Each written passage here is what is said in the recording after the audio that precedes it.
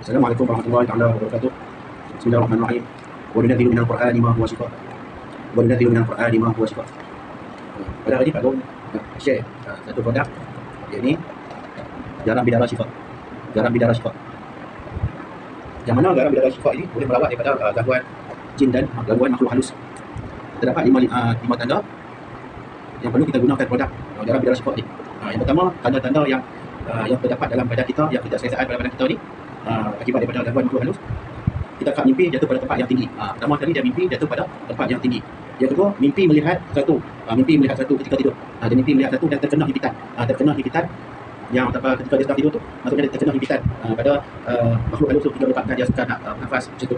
Yang ketiga, dia kan kalau kita buat di mana-mana tu, contoh saja dalam rumah ke mana-mana tempat tu, dia pergi, maksudnya dia rasa macam ni ada bayang tu, dia ada follow dia. Dia tak nampak benda tu tapi dia rasa macam ada orang follow dia.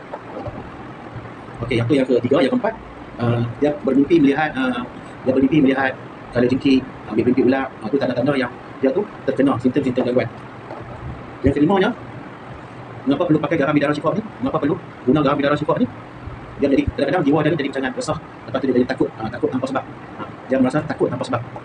Okey, jadi Pak Long nak bagi tahu macam mana cara nak guna garam bidara syifa ni. Macam mana nak guna garam bidara syifa ni? Okey, cara guna garam bidara syifa ni, ambil baldi, masukkan garam bidara syifa ni ke dalam baldi dan tuangkan air paip. Contohnya baldi yang biasa digunakan di rumah tu, ambil baldi tu, masukkan garam bidara syifa ni dan masukkan air paip ke dalam baldi. Lepas tu kita kacau-kacau tu. Lepas tu kita boleh buat mandi. InsyaAllah lepas kita pakai dia, lepas kita gunakan garam bidara syifa ni, InsyaAllah kita punya ada energi baru dan akan InsyaAllah kita terhindar gangguan-gangguan yang mana yang mengganggu kita selama ni. Itu dia tip dan perkongsian daripada Pak Long. Okey, kalau nak dapatkan garam bidara syifa ni, okey, boleh telefon ataupun WhatsApp Pak Long 019 492 2877.